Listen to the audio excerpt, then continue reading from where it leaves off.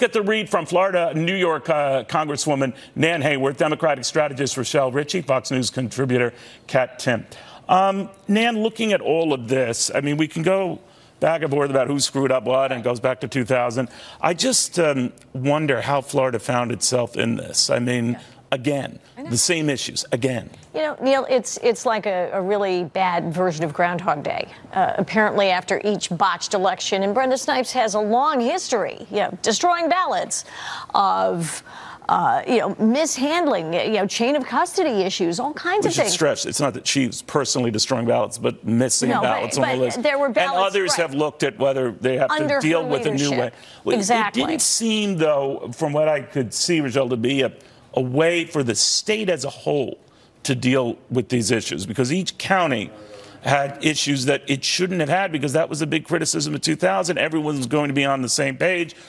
Now, you can't use the exact same ballot for local races and local towns. I understand that. But when it came to some of the bigger issues like the Senate race, the gubernatorial race, the agricultural commissioner race, they should have been on the same page, and they weren't. Yeah, I find it amazing that it's been 18 years and Florida still has found a way to be the biggest screw-up when it comes to our elections. I mean, the fact that you had, I believe that the senatorial race was at the bottom left corner of the ballot. This is one of the most important races. So I'm wondering what genius designed this ballot. But both parties approved those ballots. I know, and that's important. Yeah. Exactly. So again, what genius looked at this and said, this is okay? I would have looked at this had I worked, for the senator and said, oh no, you've got to move him up. That is not going to work. People, there's so much information on these ballots. Even when I voted here in New York, there's so much information on these ballots in two sides, and it unfolds, and it's like a pamphlet that you feel like you have to read. And I think that if we have these very important races,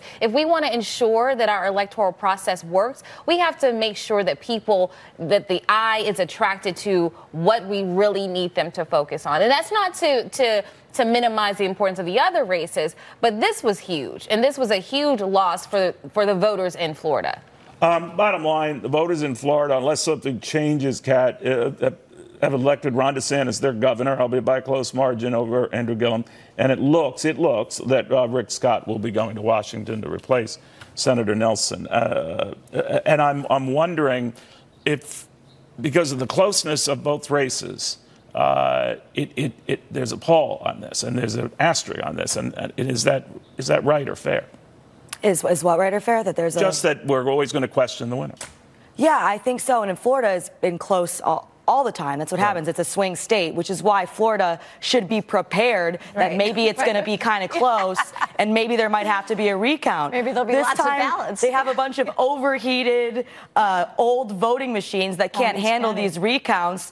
You need to be prepared for a situation like this. If there's problems in another state, it's not that big of a deal, But Florida's a state where we're always looking, what's going to happen in Florida? This is a swing state. Anything could happen. It's going to be close.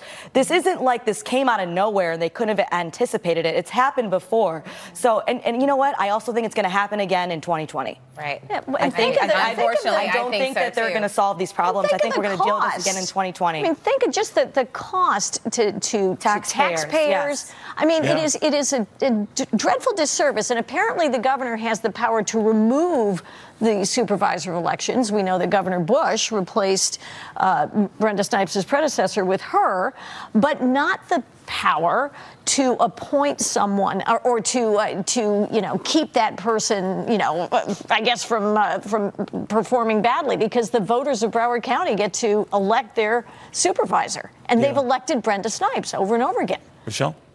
I just think Florida has to get it together. I mean, I'm tired of it. And I was a reporter in West Palm Beach, Florida, and I remember being down there during one of the elections. And, you wonder, like, am I going to be at work for 20 hours as they do another recount? I think But they're magnified in close elections, right? It is. And I just think that at some point, like I said, it's been 18 years. Soon it'll be 20 years. And if we have this problem in 2020, then it needs to be a federal investigation. All right, we're going to show